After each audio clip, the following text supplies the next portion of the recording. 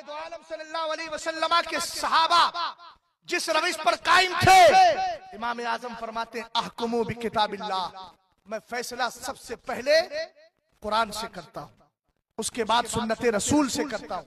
का फिर नहीं मिलता तो सुम्मा अक़ज़ी बि अक़ज़ियति अबी बकर, फिर मैं वो फैसले देखता हूं जो हजरत अबू बकर ने अपनी खिलाफत के दौर में किए हैं।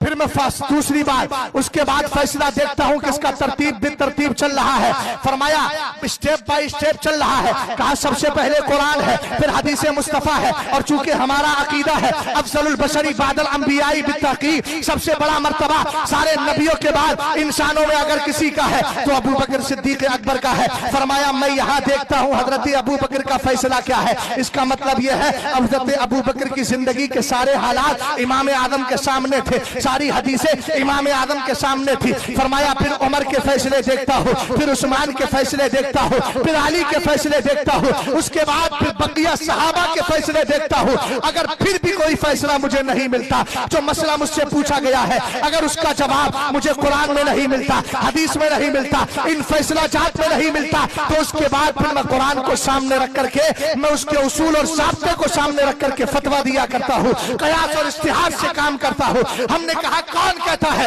इमाम आज़म रज़ी अल्लाह ताला अन्हु कयास थे। हमने कहा कयास नहीं थे, सच्ची बात यह है कि मुस्तफा की सुन्नत पर अमल करने वाले थे। आखिर क्या वजह है? फैसला करते हुए खुलफाए अरबा को ले रहे हैं। हमने कहा सरकार ने कहा है ना अलैकुम बिसुन्नती व सुन्नतिल खुलफाए राशिदीन, तुम पर जरूरी है पहले मेरी सुन्नत को पकड़ो, उसके बाद मेरे खुलफा की सुन्नत को पकड़ो। सरकार ने फरमाया है ना असहाबी कल नजूर बिअय्यिहिम इक़्तदैतुम इह्तदैतुम, मेरे सहाबा सितारों की तरह है, इनमें जिसका दामन थामोगे तुम हिदायत पा जाओगे। तो इमाम आजम ने इन हदीसों पर अमल करके, हकीकत में कयास नहीं बल्कि हदीस मुस्तफा पे अमल करके हमें बता दिया है कि कयास की तहमत लगाना ये इमाम आजम रज़ी अल्लाह ताला अन्हु के सरासर खिलाफ है। इसलिए कि इमाम का कदम वही है जो सहाबा का कदम।